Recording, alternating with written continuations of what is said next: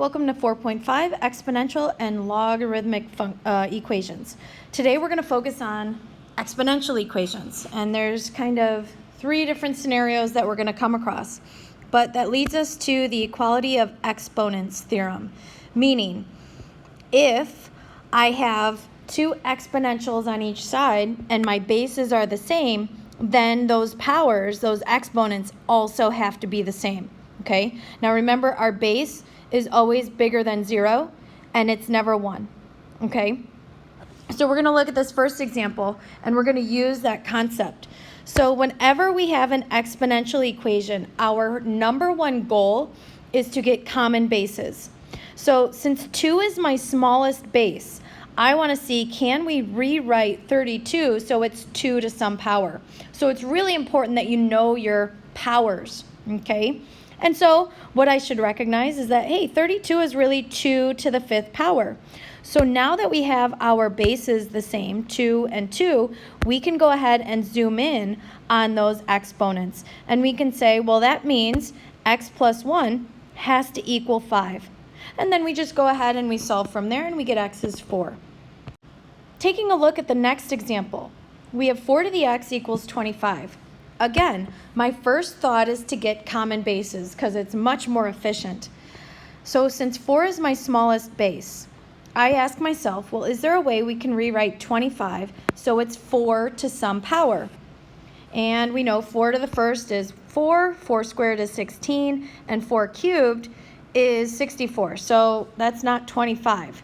So we can't get common bases here. There's no way I can rewrite 25 so it's 4 to some power. So there's a couple methods we can do.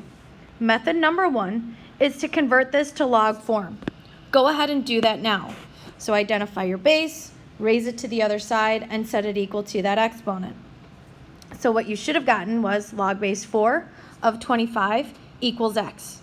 From here, we can use that change of base formula. Remember our change of base formula, and I'm going to call it COB, change of base.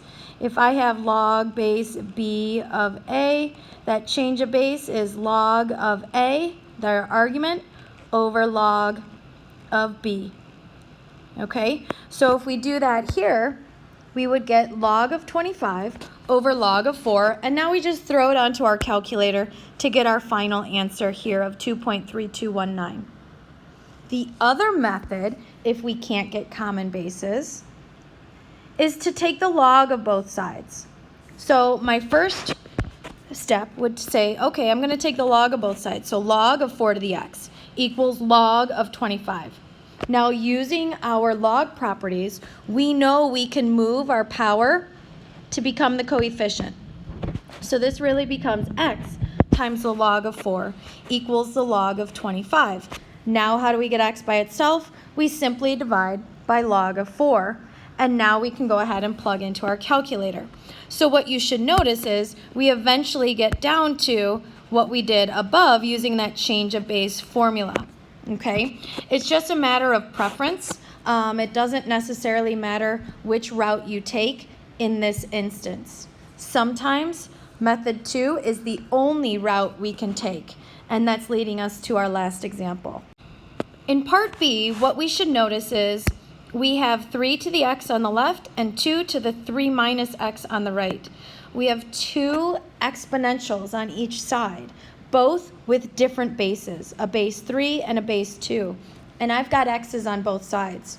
So the only way that we can kind of get these x's by themselves and isolate it so that there's one x to solve for is to take the log of both sides. So that's going to be step number 1. We're going to take the log of both sides.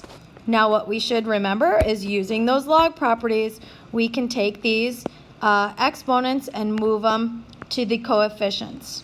Okay? Now when we move this 3 minus x, you need to make sure you use parentheses around it because those guys go together. If you don't, it just looks like x is the coefficient of log of 2. Okay? All right. So now what's the next step? Well, I have an x on the left and I have an x on the right.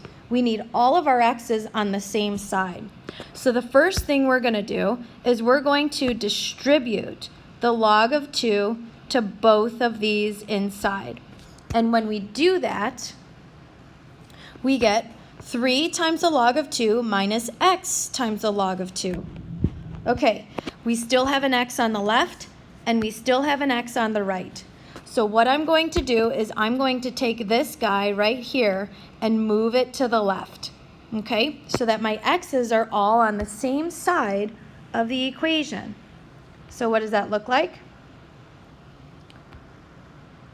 It's going to look like this. We have x times the log of 3 plus x times the log of 2 equals 3 times the log of 2.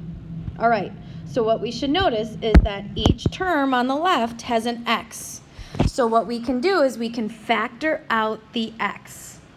And when we factor out the x, we are going to be left with log of 3 plus log of 2.